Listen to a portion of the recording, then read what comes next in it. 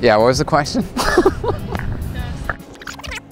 So when my wife and I moved to East Boston 5 years ago, we had just got married, and we, moved to East Boston and like purchased our first home. I mean, I chose Eastie to live, I didn't know how it was gonna be. I didn't know if I was gonna love it or hate it or what, but I just wanted to make like a real effort, like I felt for the first time in my life, like really invested in a place, not just financially, but I don't know, like emotionally. And so, man, I had a lot of energy and I wanted to make the best of it. Yeah, so I just really wanted to get to know our neighbors, and because I feel like neighbors are the forgotten support network in our society. Yeah, people know family is supposed to help you out in a crisis. Some people think the government's supposed to help you out in a crisis, but like not many people think of turning to neighbors. And throughout human history, that's how neighbors have been one of the first lines of support for people who are in trouble or need a hand or whatever. So I kind of came to that realization when we first moved here. So I really wanted to get to know our neighbors. So I would just go up to people and not like in a weird way, like, but just be friendly, like, hey, I just moved to the neighborhood, how's it going? And people were awesome. People were really stoked to meet like a new young person who's moving to the neighborhood. And I met a lot of other young folks in like the same life situation that we were in. And so we just met so many people. I don't know, there are these weird sort of synchronicities in life. I just felt like there was a huge yearning in this community for like a communal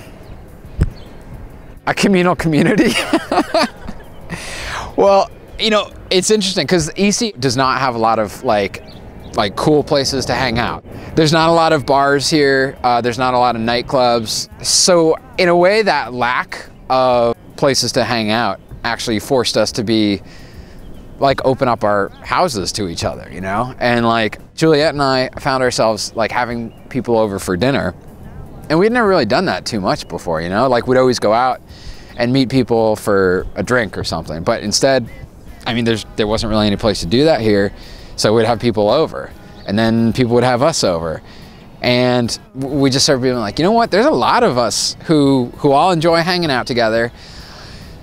So what's a cool way to, in spite of the lack of bars, like how can we all get together and hang out? Being a fan of the old-fashioned pub crawl, I was like, man, we don't have the pubs, but what if we just open up our houses to each other and just party together that way, And I just threw the idea out to a lot of people, and people were pumped about it. People loved the idea. They were like, that's genius. Yeah, so we had probably a list of like maybe 50 people for the first hood crawl. So the hood crawl is just like a pub crawl. Instead of going to pubs, we go to people's houses. So typically in a hood crawl, there will be 5 or 6 host houses, and we will spend about an hour at each house. So you'll have this big crew of anywhere from 50 to 75 neighbors who all show up at the first house, and that the host provides beer and wine, and we hang out there for an hour, and at the end of the hour the host blows a whistle, and we all head off in this big caravan, and just, I mean, it's all on foot, because we all live so close to each other.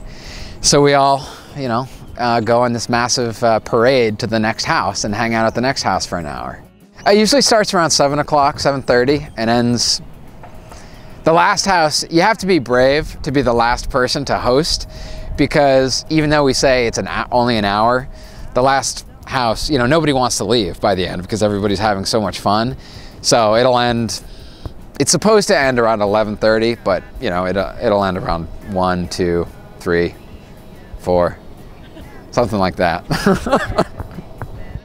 We've probably had at this point maybe 5 or 6 hood crawls. There's probably a stronger communal feeling here in East Boston simply because of its geographical position, its geographical separation from the city of Boston. I think that forms a sense of community. interestingly. I mean, East Boston's the only neighborhood in the city of Boston that's not actually physically connected by land to the city of Boston. So Eastie is kind of this island in a way. It really is. And I think that island, that physical separation from the city creates an identity here, you know? And so when people move here, you become an East Bostonian. You know, it becomes, you have like a new identity.